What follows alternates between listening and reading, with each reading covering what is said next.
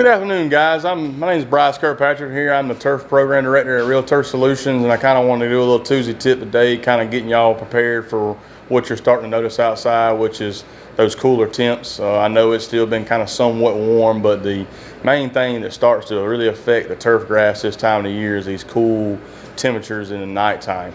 Most warm season turf usually prefers temperature between 60 and 65 degrees to really thrive and grow. And so now that the temperatures are starting to actually drop down and be kind of cooler during the day, which and cooler at night, starts dropping those soil temps down, and which in return starts allowing that process of what everybody's known as dormancy. Dormancy is where the turf grass actually starts to go from that green color that we're used to seeing all summer into that kind of that low brown color that everybody starts seeing this time of year. There's not a whole lot right now that you really need to worry about this time of year. If you have your irrigation system running, you still want to kind of leave that on, because even though we are experiencing cooler temperatures, that grass is still growing at this time and still requires that water.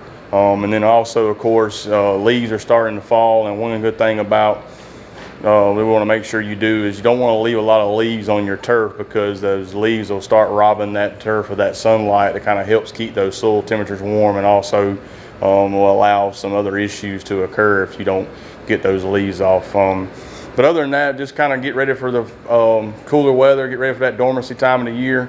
If you have any questions or concerns about something this time of year, please give us a call at 478-998-0043. We'll be glad to help you out. Thank you.